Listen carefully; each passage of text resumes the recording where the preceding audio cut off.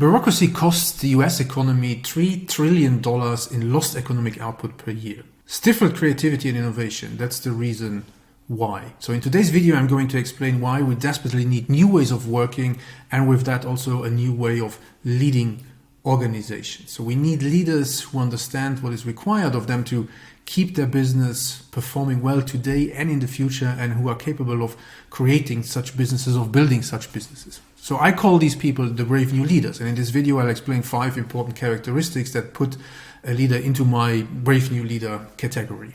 My name is Mark Snukas. I'm a strategy advisor with more than 20 years of experience in the field. I've written several books on the topic. I teach at business schools around the world, and I have worked with the most renowned corporations worldwide.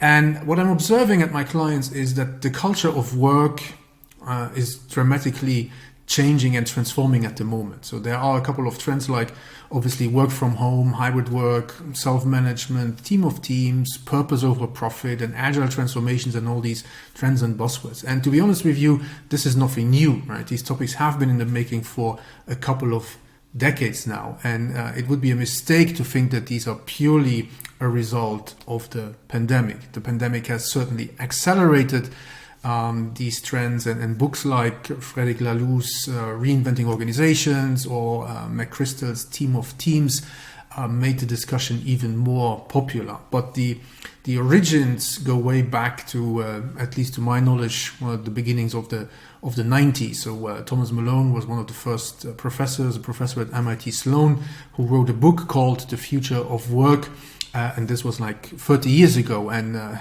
imagine this. He was already at the time talking about losing hierarchies, decentralization, democratization of decision making, and that leaders need to move from a command and control approach to leadership to a more coordinate and cultivate management style. So this has been on the agenda for quite a couple of decades now, and yet not much has really happened, we could argue, right? Otherwise we wouldn't see these many articles and the books published and all that discussion around that we need to change our ways of working. But as I said, the pandemic happened and it has accelerated these trends considerably, and it also has shown us in a very convincing way that actually a different way of working, organizing, leading is feasible, viable, and also desirable.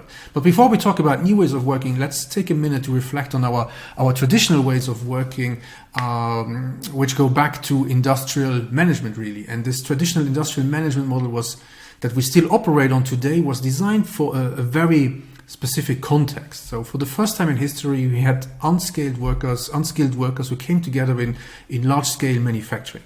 These workers, because they were unskilled, they needed supervision and instruction. So it made sense to separate the thinking from the doing, a key feature of how we organize and lead still today. So most companies only had a simple standardized product. Think the Ford Model T. So customers didn't have much choice. The business environment was very stable, very little no competition, and the objective was really to efficiently turn inputs into outputs at scale. So again, think about getting the Ford Model T into as many households as possible.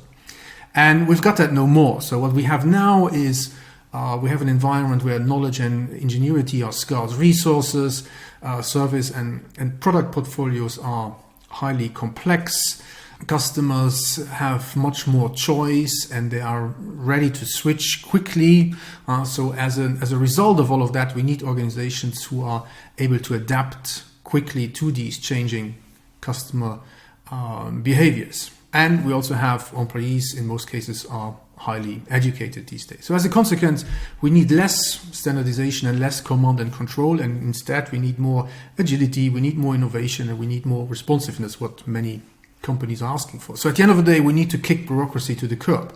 As I said, bureaucracy was built for efficiency, optimization, planning, stability, standardization, and command and control. And while some of these things are still important today, and while it has brought us a lot of progress in the last century, it has also failed us, and it has failed us on 2 fundamental levels. So the first one is organizations and industries, and the other one is it has failed leaders and managers and employees as well. So companies have lost their competitive edge and went bankrupt because of bureaucracy. So think financial crisis of 2008, for example. And on the employee level, it has resulted in massive employee disengagement, low levels of trust in management, a growing trend of people looking to escape to traditional 9 to 5.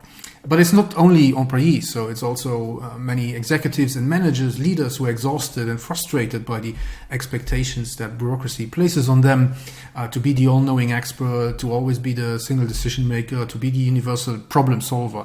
And all of this has led to a lot of stress and burnout and depression among managers, and all these things have increased dramatically in recent years. So there is really no other option than moving away from bureaucracy and adopting new ways of working that promote, again, agility, innovation, and speed. So that's actually the recipe for resilience, and that's what makes businesses ready to deal with the challenges today and in the future.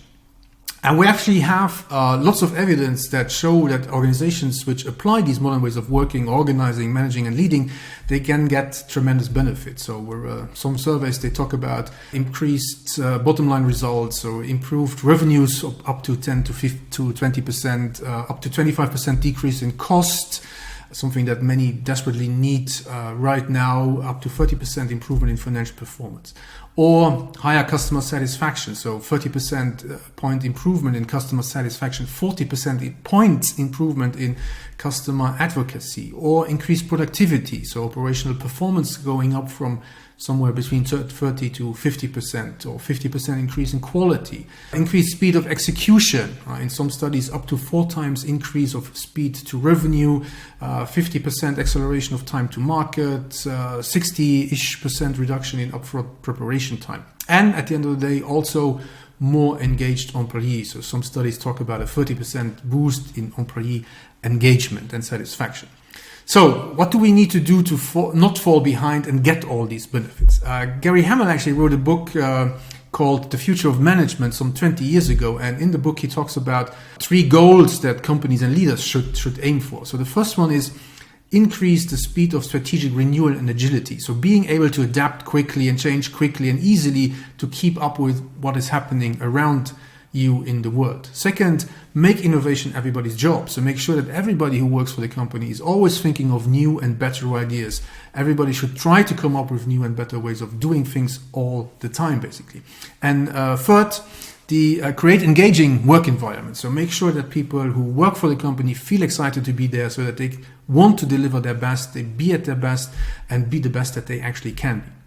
So, and to get there, we need organizations that perform well and are more human places to work. So we need what I call human-centric ways of working. And at the core of human-centric ways of working lie a set of principles which I call the DNA of the human-centric organization. So let's have a look at these principles and then look at what they mean and why they matter. So the first one is to be driven by a purpose. So your organization or team has or should have a clear mission and idea of what it needs to be accomplished. And everything the organizational team does should be focused on achieving that mission. And so this purpose or mission should be something defined from a human perspective and not necessarily in financial or business or offering terms. So it's really about what value can you deliver to externally your customers, your users, your partners, your ecosystem or other stakeholders' needs? How can you fulfill them? And internally, you could focus on employees or other internal user group. And it's all about creating and delivering value to these users. So it's focused on outcomes from a human perspective and making an impact for these stakeholders. Now, I'm not necessarily talking about a save the planet kind of purpose. So if that's your thing, sure, go for it. But purpose can be much more mundane, really, and much more straightforward. So let me give you a couple of examples, maybe. So if you're working in a help desk, solve users' issues on the first call could be a purpose. Or it could be deliver 100% of customer orders on time. For HR, it could be ease the onboarding process so that an employee feels operational within 1 day. For risk management, it could be simplifying the KYC process so that you reduce the burden on your customers to a minimum. So the ultimate goal should be to delight your customers and users, and a mission can be something simple. But such a shared purpose that defines success through the eyes of your customer or your stakeholders really taps into our basic need to be part of something larger than ourselves, and thus and can motivate people to succeed much more than financial goals could. So research has also shown that companies with a clear purpose, and which is widely understood throughout the organization, have higher growth rates. So at the end of the day, it also makes sense, obviously, from a business perspective. Second one, focus on progress and outcomes instead of focusing on processes and inputs. So focuses on progress means being action-oriented and continuously delivering outcomes. So it means getting shit done fast and in short cycles. So this allows for rapid feedback from your customers, your employees, your users, your stakeholders. Then you know if you're creating value or not, and if you're having an impact or not, and you can adjust. So it means continuous iteration and learning through action, which will enable you to actually adjust, adopt, and improve continuously.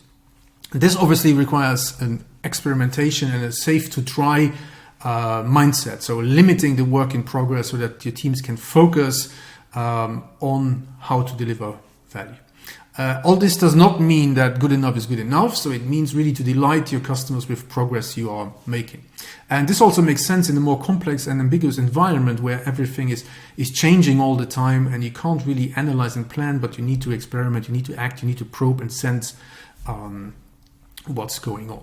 And as I said, so limit the work in progress. So if you're working in small batches, it allows you to easily see whether you're actually making progress or not, and it will enable you to adjust and change quickly. Third principle, a collaborative mindset. So I think that the myth of the lone genius and innovator is actually dead. So these days, even superheroes collaborate, if you're thinking about the Avengers, for example. So making meaningful progress requires collaboration with all the people and functions that have the necessary expertise to actually make that progress and create and deliver that value. So it means that you need to interact in ways that go beyond the org chart, inside the organization and outside the organization. So an organization full of small autonomous teams in which people don't collaborate is actually worse than maybe a traditional organization with many informal, spontaneous interactions and collaborations happening. And if you think about companies like Google, famous for their innovation, they actually design their work environments to foster that spontaneous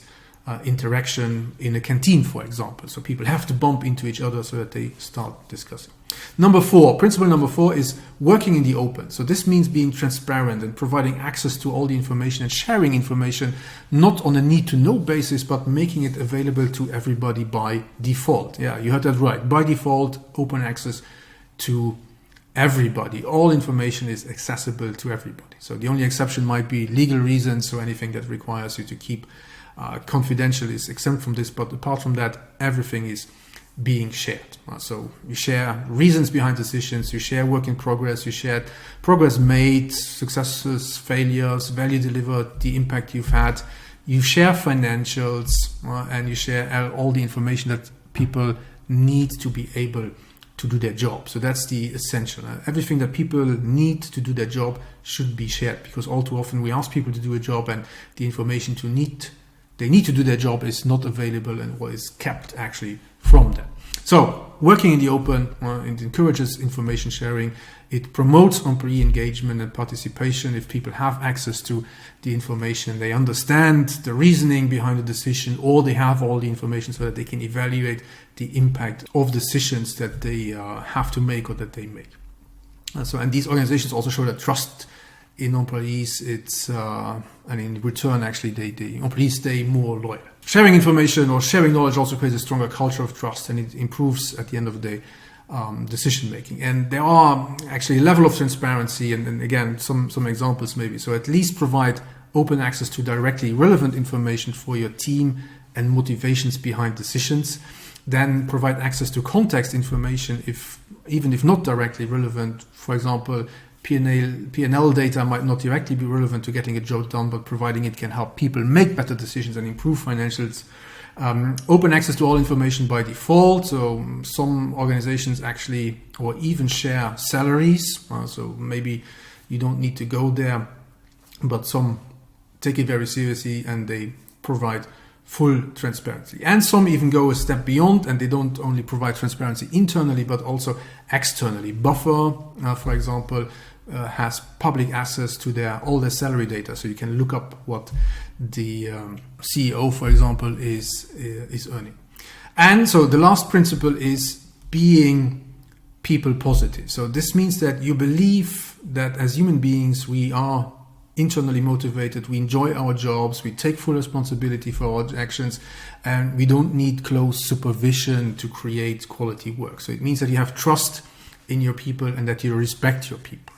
Trust that they have the best of intentions, trust that they do what they need to do to get great work done, trust that they have the right attitude. And attitude allows you to meet people at eye level, right? So treat people as people and engage in authentic adult-to-adult conversations, as Stephen Denning puts it in The Age of Agile.